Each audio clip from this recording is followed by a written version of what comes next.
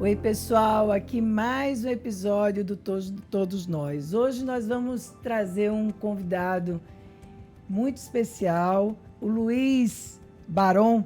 Ele é presidente da ONG Eternamente Sou. O Luiz Baron, ele é um homem cis, gay, 63 anos, pai do Gabriel, articulista, escritor, palestrante, ativista e militante pelas velhices LGBT+.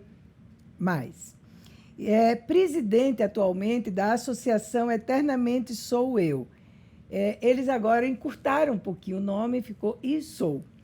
É uma instituição voltada para cuidado psicossocial de pessoas LGBT+, 50+, e também transexuais e travestis 40+. Ele vai contar para a gente como é o trabalho da ONG Eternamente Sou e vamos falar de várias outras questões importantes. Luiz, muito obrigado pela sua presença, seja bem-vindo aqui. Eu espero que a gente consiga explorar aí algumas questões nesse tema. Embora eu seja psicanalista, psicoterapeuta, né? Esse tema, para mim, ainda traz inquietações, necessidade de conhecer mais, para poder também encontrar formas de conversar sobre todas essas questões. E eu queria que você contasse um pouco para a gente como é que surgiu a ONG Eternamente Sou. Eternamente Sou, não é? Eternamente. A gente, de alguma forma, nós vamos tratando essa imagem da ONG, a gente tem trabalhado a logomarca e tudo, a gente começou a apelidar ela de E-Sou. Fica mais moderno, mais fácil, inclusive para as mensagens também fica Eternamente Sou. E a noção de que as coisas são eternas, para mim é um pouco complicada, né? Então, aliás, eu fiquei pensando nisso quando eu vi Eternamente Sou. Eu falei, vou perguntar para o Luiz, como é que chegou nesse eternamente? Na realidade, eu vou te contar como a gente começa. Isso. A associação ela teve início a partir da curiosidade de algumas pessoas, eu não estava naquele momento, de aonde estavam as pessoas idosas da comunidade LGBTQIA+, o que elas faziam, quem eram, porque existe uma questão nessa comunidade, assim como em todas as comunidades, não só a LGBTQIA+, como o geral, o mundo, trata a velhice de uma forma a encostá-la num lugar. Ela sai daquele poder de socialização e ela vai para um outro lugar que a gente não sabia para onde foi.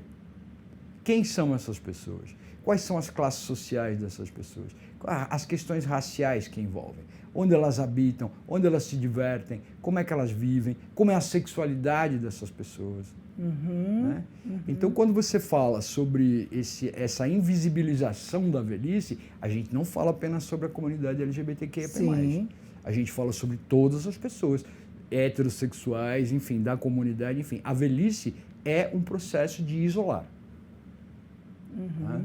Eu tenho uma fala, quer dizer, eu digo sempre o seguinte, que o capital parte do pressuposto que quando a pessoa não produz mais e não reproduz, ela não serve.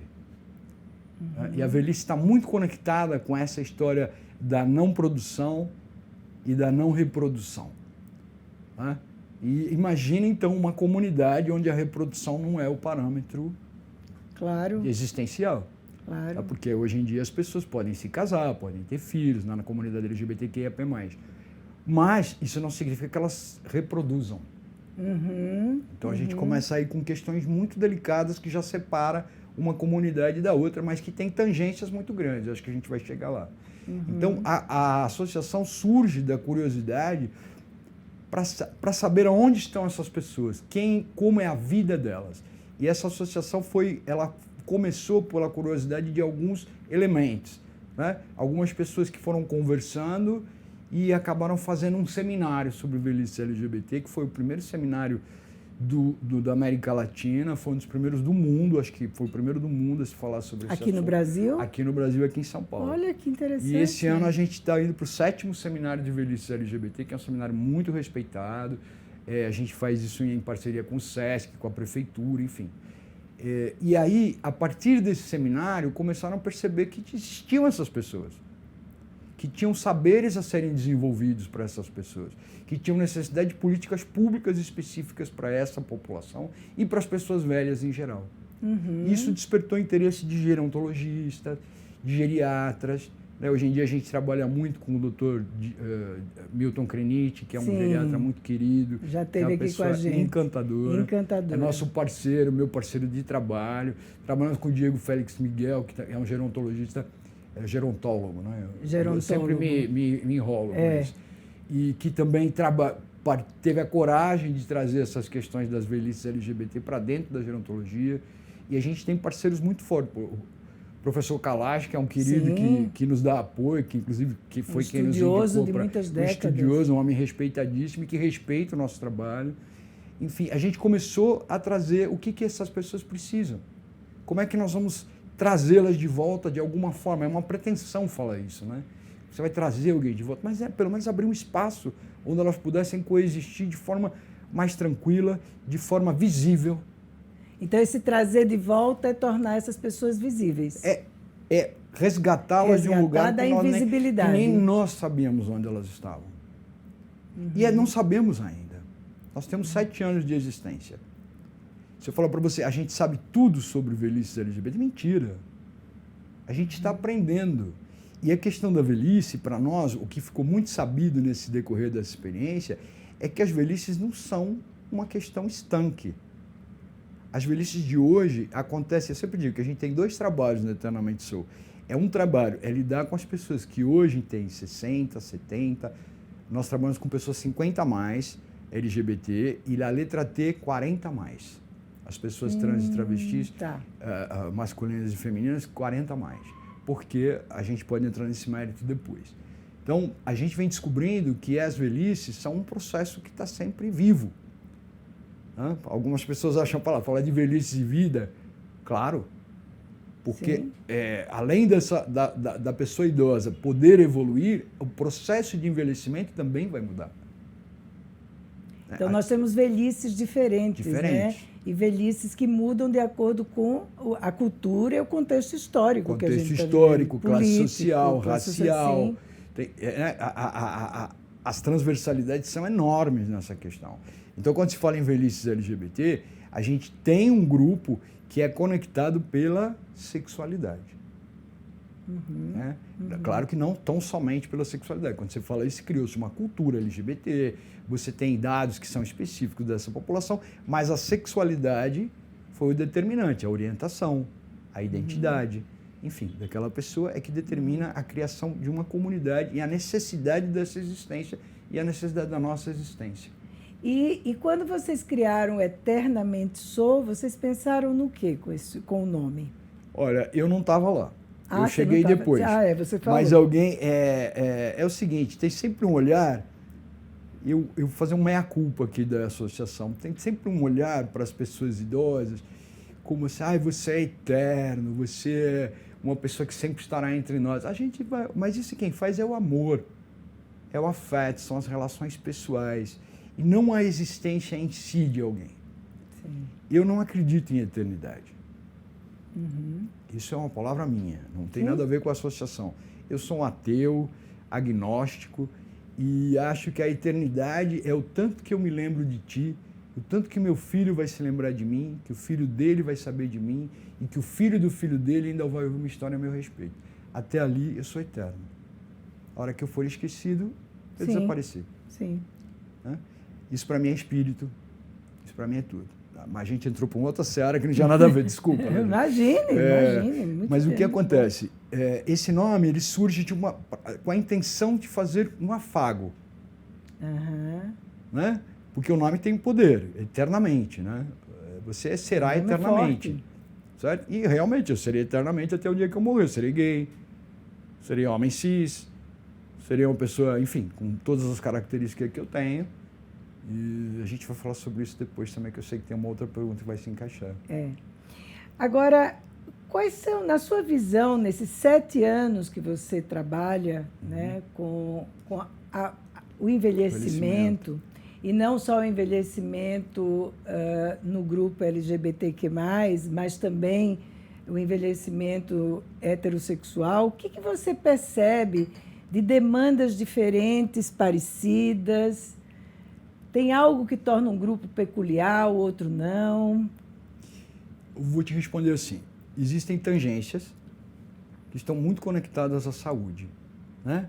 O envelhecimento traz questões de saúde para várias pessoas, mas até aí os grupos se diferem um pouco. Sim. A partir daí, a gente começa a levar em consideração as questões sociais e as questões de gênero e sexualidade. Uhum. Aí a coisa muda. Eu sou um homem de 63 anos. Né? A maioria dos homens de 60 e poucos anos, da minha idade, tem netos, filhos, tem uma estrutura familiar, ou não. Mas procurou, em geral, o padrão é esse. Né? Então, ele é um vovô acolhido, ele tem ali as suas relações familiares, as suas redes de apoio ali estabelecidas, e um homem gay, uma mulher trans, uma mulher lésbica, em geral, não as tem. Então, quando eu falo que a gente tem dois momentos de falar sobre a velhice dentro da associação, quer dizer isso. As velhices que hoje são pessoas idosas, eu não gosto de idoso, eu gosto de pessoa velha. Sim. Eu falo que eu sou velho. Eu acho bacana, eu gosto. Demorei muito para chegar aqui, né? As pessoas que hoje são velhas, elas têm uma história que provavelmente será muito diferente das que serão velhas daqui a 20, 30 anos. Você pega um menino gay hoje de 30 anos, de 25 anos, ele com certeza, graças às referências que essa população tem, não estou generalizando, o Brasil é muito grande para a gente generalizar, claro, mas no grosso, eles têm referências positivas sobre a homossexualidade, eles têm relações positivas com a sua vida, sim, com o seu trabalho, com o sim, seu empenho profissional. As pessoas, quando eu tinha 20 e poucos anos, a maioria dessa população, ela sai das suas redes de segurança familiares para poder viver sua orientação e sua identidade. Então, ela vai para grandes centros, ela vai para outros lugares, e a maioria também, ela não consegue subsidiar a existência com trabalho, escola, universidade e tudo mais. Então, existe uma balela de que acredita que a população LGBT, principalmente os homens gays e as mulheres lésbicas, ao chegarem na velhice, são pessoas abastadas. Tem um mito em torno disso. Tem um mito, é o tiozão mesmo da lancha, né? Aquele negócio que eu já vou... Isso é a minoria da população. A grande maioria da população LGBTQIA+, que hoje se encontra idosa, é uma população de baixa renda, cuja quem recebe aposentadoria, que teve a sorte de conseguir trabalho durante todo esse prazo da vida, recebe uma aposentadoria muito pequena. O tiozão da lancha hoje é um homem aposentado que vive numa kitnet no centro da cidade. Então, tem mitos relacionados a isso que precisam ser quebrados. E isso torna as velhices LGBT muito diferentes das velhices heterossexuais, as velhices da norma, vamos dizer assim. Aí a gente entra com outra questão. A norma é muito exigente. As velhices no Brasil, assim como várias partes do mundo, elas são tratadas hegemonicamente como heterossexuais. A gente tem um Estatuto da Pessoa Idosa que não tem a palavra sexualidade. Sim. Se você não tem a palavra sexualidade no Estatuto, você faz o quê? Você pega a sexualidade da pessoa idosa e joga no lixo. Claro. Então, hoje se fala muito sobre velhice ativa, o professor Kalash é um baita craque desse assunto e tudo mais, e tem que trazer a sexualidade para a discussão. Porque a sexualidade não é só sexo. Se você é mestra nisso, pode dar uma aula aqui para mim. Né? Então, as velhices LGBT são sim diferentes das velhices normais, das velhices da norma. Quando eu falo normais, é da norma. Da norma. Tá? Porque normal não tem essa conotação de doença e... Sim. É da norma. A norma é heterossexual. A hegemonia é heterossexual quando se fala em velhice. Porque a minha impressão é que a sexualidade eu acho que é sempre um assunto rodeado de tabus. Ponto. Seja no âmbito dos heterossexuais ou da comunidade LGBTQ+, enfim. Sexualidade não é um assunto que a maior parte das pessoas conversa e trata disso com naturalidade, que é parte da vivência humana, né? Uhum. Então, enquanto você estava falando, eu estava pensando, o que você percebe como tabus em torno disso? Porque eu vejo que, quando as pessoas vão envelhecendo, primeira coisa que alguns vão dizendo é que sexo é coisa do passado, né? E há uma confusão muito grande entre sexo e sexualidade. Exatamente. Acho que seria interessante você trazer um pouco como é que vocês veem essa diferença e se vocês, que tabus você percebe que rodeiam, né, essas pessoas. Quando a gente está falando de envelhecimento, não são tabus, é o tabu. Né? A sexualidade é o tabu. É o tabu. E não só no envelhecimento. Eu acho que a gente, num país cristão, estranho, que tem mostrado as coisas esquisitas aí, é um tabu. Certo? E hipócrita também, né? Totalmente. É um tabu. Agora, para a velhice, isso é um tabu absoluto. Não procria, sexo para procriar, não produz. Então, aquela pessoa tal. Então, quando alguém fala sexo é coisa do passado, na realidade, a sensação que eu tenho é que ela não está falando algo de dentro dela. Ela está reproduzindo algo que alguém disse para ela que a pessoa velha deveria ter. Sim. Uhum. Né? Uhum. Então, o tabu é a sexualidade. Uhum. E, Luiz, me conta um pouco, como é que vocês, na ONG Eternamente Sou, achei muito bom. Pode ser, pode usar os dois. Como é que vocês fazem o acolhimento dessas pessoas? Como é que essas pessoas chegam até lá? O que essas pessoas vão encontrar, as pessoas que procuram, né, vocês?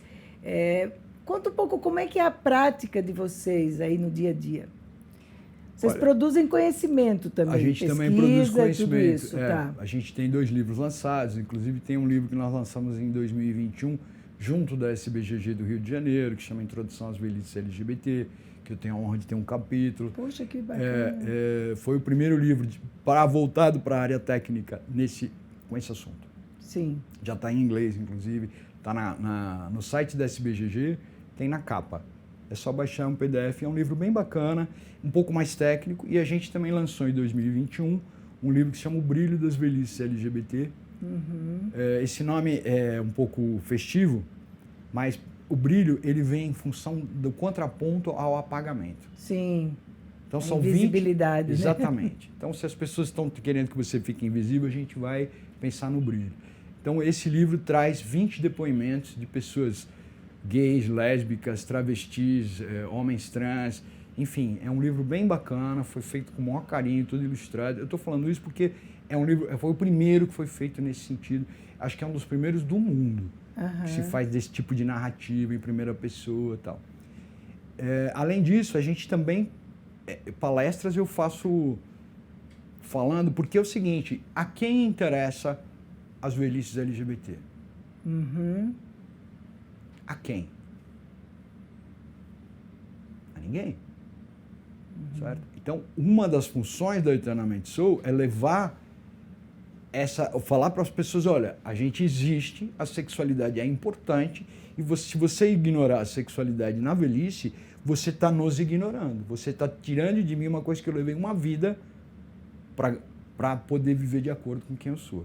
Uhum. Então, um dos nossos trabalhos é esse trabalho de formação, de levar papo, palestra. A gente dá aula junto com um querido professor lá na USP 2 vezes por ano, junto com os alunos dele, que eu acho fantástico, o professor de medicina, que leva esse assunto das velhices LGBT para dentro da aula dele, do segundo, quarto ano de medicina, querido. Então, a gente tem esse trabalho. Outro trabalho, tem um trabalho social, que nós não fundamos a associação para ser uma associação assistencialista. Mas não dá para trabalhar no Brasil sem fazer assistência. Imagina. Nós somos percebendo que a população LGBTQIA+, que nós trabalhamos, em geral, tem um grosso número de pessoas extremamente vulneráveis. Vulnerabilidade alimentar, de moradia, emocional, física. Né? Então, nós vamos nos furtar de trabalhar, de fazer o trabalho, porque nós não somos assistentes? Não.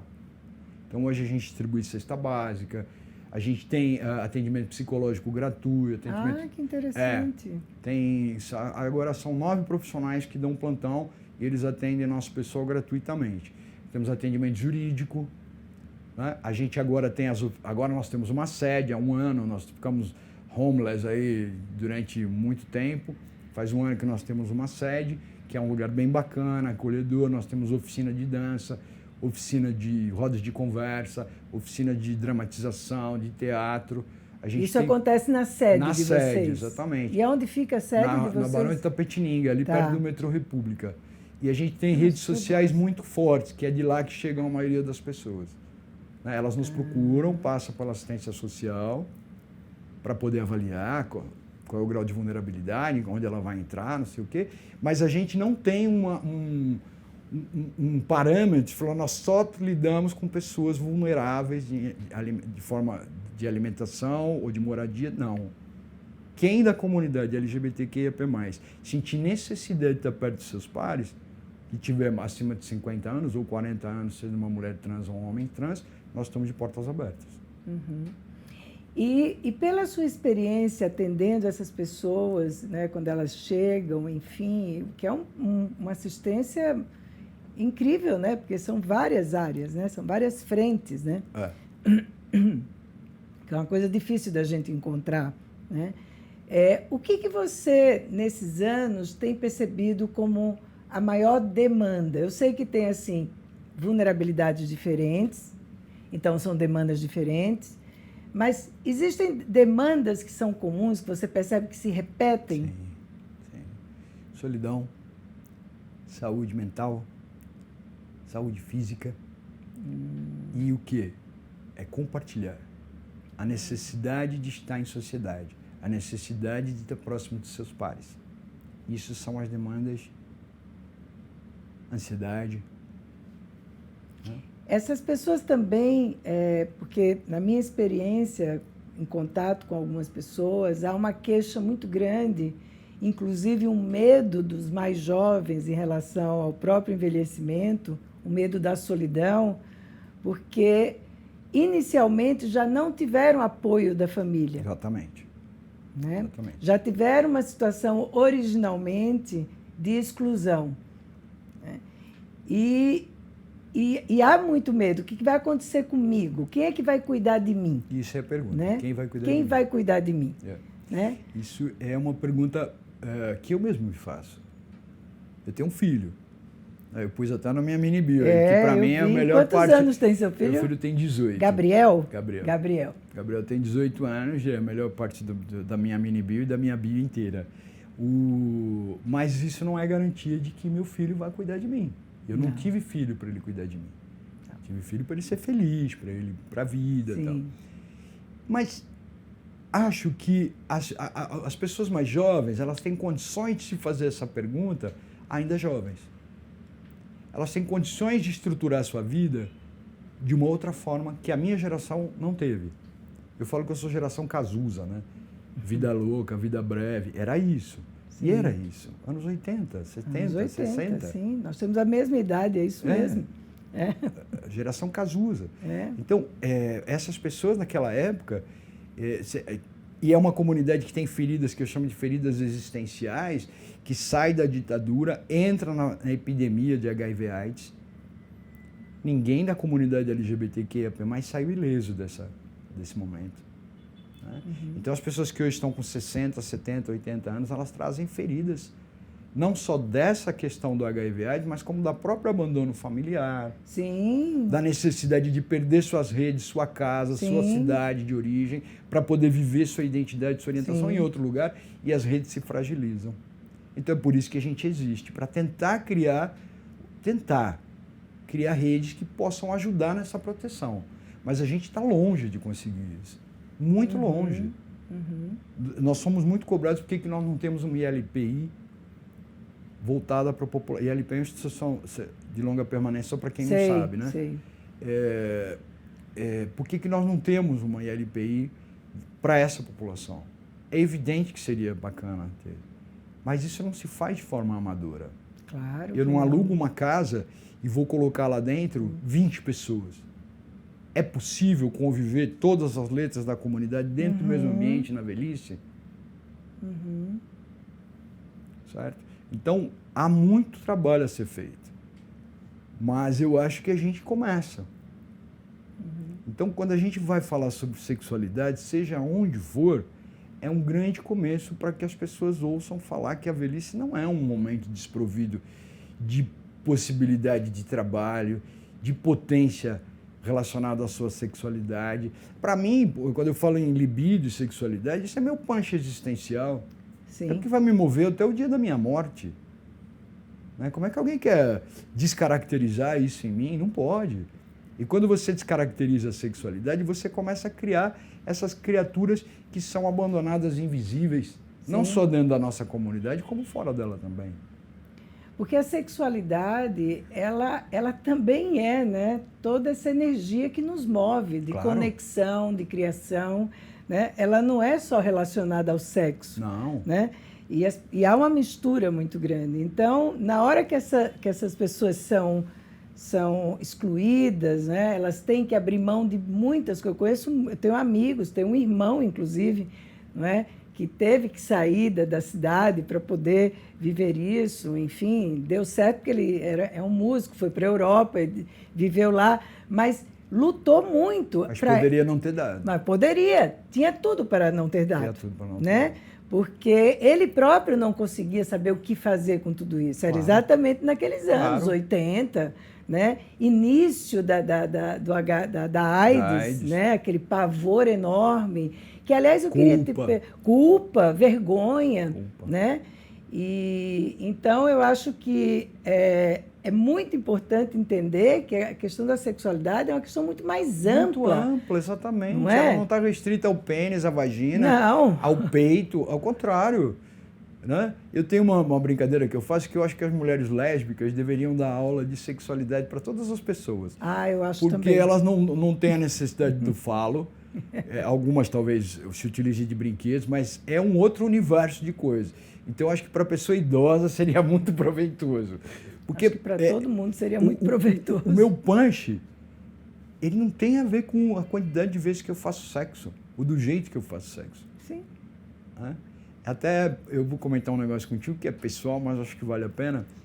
Há um ano atrás eu comecei a refletir sobre a minha forma, a minha sexualidade, o meu sexo, mais do que a sexualidade. Né? Você vai envelhecendo, as coisas vão mudando. E eu descobri que eu estou mais legal agora, que eu estou mais feliz, porque a ansiedade com relação ao ato sexual, ela foi abandonada. Eu não tenho muita ansiedade com relação a isso, isso tornou tudo melhor. Mas isso é o quê? Isso é o meu sexo. Agora, a sexualidade me trouxe aqui para falar contigo. E me trouxe aqui para falar trouxe com você. Trouxe você para trabalhar. Claro. É o punch existencial das pessoas. Quando claro. você nega isso, quando você isola isso das pessoas que vão envelhecendo, você está matando aquela pessoa. Porque ela acredita. Sim, ela acredita, inclusive quando se liga às feridas que ela já traz. Exatamente. Né? Ela passa a acreditar que aquilo não é para ela. E ninguém está falando de sexo. A gente está falando desse punch existencial mesmo. Sim. Que você tem que o tesão da existência. Né? Então, mas isso, dentro da comunidade, curiosamente, a comunidade LGBTQIA+, tem um dado interessante. Vou fazer um comentário contigo de uma festa que eu fui outro dia da prefeitura, que é um baile maravilhoso. Tinha 1.200 pessoas idosas, 60 a mais, entendeu? 50 a mais. E a gente foi convidado como instituição para levar as pessoas LGBT. Mas é um baile hétero, em princípio. Sei. Né? E aí nós chegamos lá e eu fiquei espantado, porque as mesas, às vezes, tinham 50 mulheres e 2 homens. 60 mulheres e 2 homens. Uau. Pô, cadê os homens? Alguns morreram, que são pessoas idosas, mas eles não estavam na festa. E na nossa comunidade acontece o contrário. A gente faz evento na associação, 80% são homens e 10 a 20% são mulheres. 10% tem mulheres trans que vão e tal, mas as mulheres vão em muito menor quantidade. Eu até chamei a atenção para uma amiga minha que é pesquisadora e é lésbica, para essa questão das lésbicas. Né? E qual é a tua hipótese disso, essa diferença que você observou? Acho que é o gênero. A forma como o gênero foi conduzido durante a vida. Não estou falando, eu não entendo muito, quando sou um profundo conhecedor, mas o gênero imputa a vovozinha, né? Aquela pessoa que já quer ficar em casa, que já não quer sair. E os meninos, que eu chamo de meninos, os gays, eles continuam tendo a mesma necessidade de diversão, que são homens, então não tem problema. Uhum. Né? Mas é curioso porque isso impacta a nossa comunidade de um jeito e impacta a comunidade heterossexual de outro. De outro, exatamente. Eu fiquei pensando aqui, o que será que na comunidade heterossexual terminam saindo mais mulheres do que homens, né? Pois é, isso é muito curioso. Acho que... bom, eu acho que as mulheres são mais sabidas, elas são mais espertas. Eu sou suspeita. Não é porque eu estou com você aqui, não. Eu acho que elas dão baile, entendeu? Eu sou suspeita. E Luiz. os homens héteros, eles têm essa coisa, né? Isso não é mais pra mim. Sim. Que é sociedade, pô, é uma coisa machista. E ao mesmo tempo misógina, porque eu não vou estar no lugar que está essa mulherada. E as bichas não querem nem saber, eles querem ir pra festa e se divertirem. Por isso que é importante a gente ter a nossa associação, por isso que é importante fazer os elementos de socialização para essas pessoas, que muitas dessas pessoas, elas não têm lugar para frequentar. Elas se sentem desconfortáveis de estar num lugar de gente muito jovem, elas se sentem desconfortáveis de estar num lugar de meia-idade, porque elas são velhas. Claro. Mas é interessante, né, se pudesse juntar, claro, né, as populações, porque a população heterossexual teria muito que aprender, né? No mundo ideal, talvez um dia isso seja possível. Talvez isso seja possível. A gente ainda vive bom, o Brasil é o país que mais mata LGBTQIA+ no mundo, né? Então, quando a gente fala em LGBTQIA+, a gente tem dentro dessa comunidade, a gente tem diferenças muito gritantes com relação às próprias letras. A comunidade T, que é de transexuais e travestis, é uma comunidade extremamente vulnerável, extremamente com questões muito delicadas dentro da própria comunidade LGBTQIA+. Né? É curioso porque algumas pessoas acham que porque a comunidade LGBTQIA+, a gente é feito de preconceitos e conceitos errôneos como qualquer outra pessoa. Claro. Ninguém é um anjo de candura porque é LGBTQIA+, assim como não é o demônio porque é hétero. Mas essa dicotomia burra, ela não pode existir, senão a gente não vai entender a nossa comunidade como deve ser. Senão você não consegue ter um diálogo, né? Você não consegue uma troca, trocar. Não consegue. Não existe. Né? Fazer a conexão. Existe esse monólogo, né? De uma pessoa fala e a outra... Agora, Luiz, me diga uma coisa. Eu estava lendo que tem havido um aumento de HIV, né, entre pessoas, homens 60 mais, e não somente héteros, mas da comunidade LGBTQ+. Isso tem ocorrido, esse aumento, e você tem alguma... Como é que vocês têm visto isso? Olha, eu acho que tem ocorrido. Eu fui convidado há pouco tempo para estar no CRT, que é aqui na Santa Cruz, que é um centro de referência e treinamento voltado para HIV/AIDS. É uma referência no mundo inteiro aquele lugar. E até então ninguém tinha falado de velhice LGBT. E a gente foi lá falar. Então, sinal que tem um sinal de alerta aí sendo ligado, né? E outra coisa, a população está envelhecendo. Então, se um dado estatístico de 2011 fala que, por exemplo... tem um dado que a gente leu aqui juntos, que são 300 e poucas pessoas em 2011 contra 1.700 pessoas em 2011. Lembrando mesmo que em 2011, uma pessoa que tinha 50, em 2024 ela tem 64. Sim. Certo?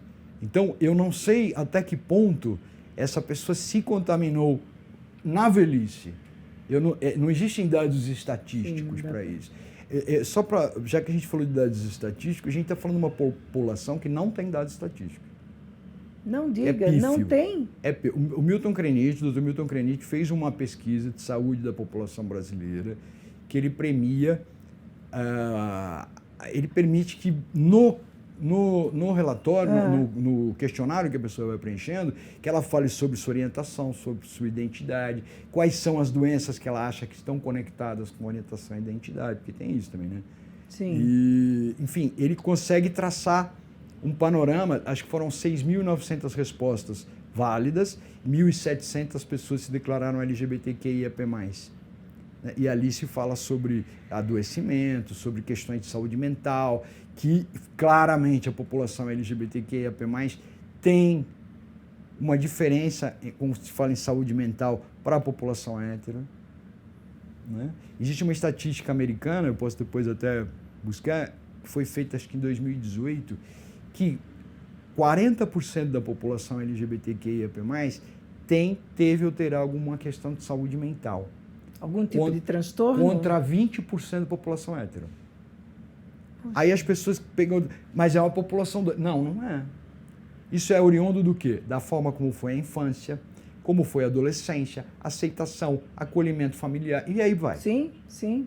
Né? Então, esse dado, 40% contra 20%, é assustador. É assustador. Assustador. E aí você entra nessa questão da velhice. Tá? Uhum. Então, essas velhices, que eu chamo divergentes, porque divergem mesmo, Sim. a norma é aquela que a gente conversou, elas estão sujeitas a questões que a velhice heterossexual também está, mas talvez em menor número. Talvez em menor número. Porque se olhar a norma, como você diz, né? Não que isso aconteça, porque a gente tem visto uma quantidade grande de idosos abandonados. Muitas. Né? Solitários, que a família não visita, Exatamente. Que muitas vezes é colocado em alguma casa de repouso e ninguém, né, visita e não tem conexão nenhuma. Então, não necessariamente você ter filhos, família vai te garantir Não isso. te garante, exatamente. Às vezes te garante mais os amigos do que a própria família. Com certeza. Né? Então, eu acho interessante essa ideia de se criar novas conexões que vão além do grupo familiar. Claro. Né? Tem a vão sua além família, dos grupos, meio que uma familiar. família de escolha. Exatamente. Mesmo, agora, o que também não garante. Porque, por exemplo, os meus amigos, na sua maioria, são mais velhos do que eu. Então, eu tenho certeza, nós contamos uns com os outros, eu tenho uma família muito legal, minha mãe é viva, mora comigo, é muito bacana, uma relação familiar é muito saudável. Mas, hoje em dia, eu deixei de ser filho. Eu sou quem cuido. Né? E eu estou me programando para eu ter condições de cuidar de mim mesmo quando eu ficar mais velho. Porque os meus amigos também estão ficando velhos. Então, a família traz o sobrinho, o primo, que às vezes ajuda, o irmão. No nosso caso, não funciona assim. Né? E eu não quero desejar para o meu filho cuidar de mim quando velho. Eu quero que ele seja feliz e vai cuidar da vida dele. Claro, né? claro. Eu sempre falei isso para ele. Então, não há garantias. Eu acho que não há garantias. Nem para pessoas héteros também. Não há garantias. Eu acho que por isso que o processo do envelhecimento, às vezes, assusta tanto. Porque, de alguma maneira, não sei se você concorda comigo, a gente vai precisar de ajuda, né? Mas esse é um raciocínio já posterior, de quem consegue pensar na velhice. Né? Você acha que tem pessoas, mesmo estando velhas, não conseguem pensar na velhice? Não se entendem como tal. Não se entendem como tal. Então, aí entram outras questões, são mais complexas e tudo. Claro. Mas, e também tem o seguinte, de alguma forma eu também não me entendo como tal, certo? O conceito tradicional de velho, de um homem de 63 anos, quando meu avô tinha 63 anos, ele era vivo, eu achava ele um velhinho. E eu tenho 63 anos. Então eu não me vejo naquele papel, mas eu sei que sou um homem velho. Sei que a finitude está mais perto de mim do que, em tese, do que a maioria das pessoas mais jovens. Né? Então, essa é uma questão muito complexa, porque a autoimagem da pessoa, às vezes, ela está um pouco deturpada. Às vezes não, muitas vezes. Você sabe disso melhor do que eu, que sou psicanalista. Muitas sabe? vezes. A questão de como eu me vejo perante o mundo, ela pode estar totalmente degenerada, totalmente se olhar de uma forma muito negativa, ou também pode estar hiperinflada. Esse é um aspecto interessante, né? Porque ela pode estar hiperinflada. E outra coisa, desculpa. Não, eu queria trazer isso aqui para você. E acho que nesse tempo que a gente está de redes sociais, da coisa da imagem, da comparação, nunca se falou tanto sobre envelhecimento, mas ainda a minha impressão é que há uma tônica ainda muito grande na questão da imagem física. A juventude. A juventude. A beleza. A beleza. Desde quando o ser humano admira a beleza? Os gregos, os romanos, todos admiravam o belo. E o belo na nossa cultura é sinônimo de juventude. Sim. E a juventude é uma moeda de troca muito poderosa. Né? Então, quando eu falo que alguém chega nesse raciocínio, quem vai cuidar de mim na velhice, ela já conseguiu passar e entender que essa moeda de troca, ela é temporária. Né? Quando você consegue entender que colocar em você, fala, poxa, mas eu vou envelhecer. Só aí a palavra eu vou envelhecer, ela já é de alguém que já tem uma reflexão um pouco mais adiante do que isso. A comunidade LGBTQIA+, é uma comunidade que tem essa questão da juventude, principalmente dos homens gays, né, do performance, do estar bonito, do estar bem, do estar jovem. Jovem. Né, de uma forma muito arraigada, muito intrincada. Né? E com as questões das redes sociais, as referências sobre esse assunto se tornaram ainda mais pesadas. Agora, tem uma coisa muito legal, tem um pessoal bem jovem, bem bacana, que não quer mais esse tipo de referência de juventude. Quer a juventude, mas não necessariamente essa que brilha, feita uma vitamina americana. Sabe aquela vitamina brilhosa? Sei. Né? Sei. Então, quero outro tipo de corpo. Eu falo que na outra encadernação eu quero ver uma pessoa não binária. Porque eu não estou nem aí se eu vou me parecer com uma menina agora, com um menino daqui a pouco. Entendeu? É muito mais saudável, é muito mais inteligente. É um alívio. É um alívio. É um alívio. Você não tem que performar, porque tudo é uma performance. Uma pessoa vai para academia, fica bonita. Eu acho lindo. Eu vou para academia, eu falo, gente, meus colegas que têm 60 e poucos anos não gostam de academia. Eu adoro. Eu falo, gente, aquilo lá é um museu. Você vê belezas, vê coisas fantásticas. Sim, mas aquilo não é o parâmetro da existência. Sim. O belo sempre foi muito legal de se ver. Né? Isso é ancestral.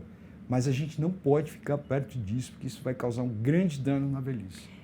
E acho que a gente reformula, né, Luiz, o conceito de belo, claro, com o passar do tempo. O belo, para mim, hoje, aos meus 64 anos, é muito diferente do belo que era aos claro, 30, aos 40, né? E a forma também como eu me vejo, né? Então, o que você diria para o pessoal mais jovem aí, dos seus 20, 30, né, que vão envelhecer também, mas essa turma nem passa muito pela cabeça esse processo. Mas tem algo que, a partir dessa experiência toda, a gente poderia fazer um trabalho, vamos dizer, de prevenção, né?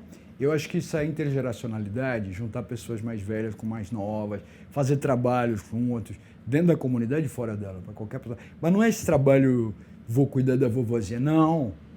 Vamos estudar juntos, vamos pensar junto no mundo, vamos pensar junto em outras formas. Isso rejuvenesce a pessoa mais velha e isso traz uma outra consciência de mundo para a pessoa mais jovem. Isso é uma coisa fundamental para mim. Se não tiver intergeracionalidade, a gente não consegue esse processo. Então, porque essas referências que são muito complexas, que a gente vê na internet e tal, hoje em dia um menino gay de 16 anos, ele entra na internet, ele vai encontrar outros meninos da idade dele. Na minha idade, infelizmente, não tinha. Quando eu vejo os meninos de mão dada na rua, eu fico feliz. Ah, sim, é mesmo. Falo, gente, queria eu, quando era adolescente, andar de mão dada com meu namorado. Claro. Então, é uma coisa fantástica, mas isso é ainda muito frágil. Então, há necessidade de todas as comunidades entenderem que a juventude é muito frágil, ela é efêmera. E se você não construir, não só socialmente, como economicamente, como fisicamente, a sua existência de forma bacana, sem um parâmetro, exigência da juventude, da vitamina americana, você pode ter uma velhice complicada. Uhum. Então, ela exige planejamento. Exige, né? planejamento. Exige planejamento. E exige, mais do que tudo, uma consciência da que a existência, a vida não é cheia de marcadores, do jeito que as pessoas falam. A vida é um rio. Ele é fluido. Ele vai andando. Então, quando eu fiz 60 anos, eu falei, agora você está com... Velho, aquele homem que existia em mim aos 23, ele continua existindo em mim. Aquele homem que existia aos 40 também existe em mim. O que tem os 63 é um monte disso tudo. Então, a vida não tem esse marcador rigoroso que as pessoas falam. Isso é um marcador, para mim, científico e um marcador também capital. Quando uma pessoa chega para mim, Luiz, você não pode mais trabalhar porque você tem 63. O quê? Eu produzo, eu trabalho 14 horas todo dia. Estudo, escrevo, faço o diabo. Mas isso sou eu. Eu também não sou parâmetro para ninguém. A minha vida foi cheia de privilégios. Né? Eu nasci branco, eu nasci loiro, era a beleza dos anos 80, vamos dizer assim. Estudei e tal. Mas eu acho que a juventude precisa entender que a vida é fluida, que ela vai andando. Então você precisa ir se preparando, arrumando seu barquinho. Não precisa ter pressa. Sim. Mas para você chegar mais para frente, o barquinho está legal, para você se sustentar nele. Essa ideia de que existe uma comporta aqui que fecha na adolescência e abre no começo da idade adulta e tal. E fecha na velhice. Na velhice. Isso não existe, gente, pelo amor de Deus. Aquela mulher que você tinha dentro de você aos 23 anos, Sim. ela continua existindo em você. Continua. Mais sabida, que também não é a regra, porque envelhecer não é sinônimo de sabedoria. Não, esse é outro ponto importante, que as pessoas acham que a idade é sinônimo, né, de sabedoria. Basta ver a quantidade de velho escroto e velha escrota. Claro, que exatamente, falar isso. Exatamente. Claro. Aliás, um dos grandes problemas hoje é o homem branco, enfim. Claro, claro. E que, inclusive, muitas vezes se utiliza da própria velhice para manipular uma série de situações. Para poder, inclusive, não sofrer represálias em função das suas atitudes. Exatamente. Né? Outra coisa que eu quero para mim, como homem velho, é que eu seja responsabilizado por tudo aquilo que eu falar, tudo aquilo que eu fizer.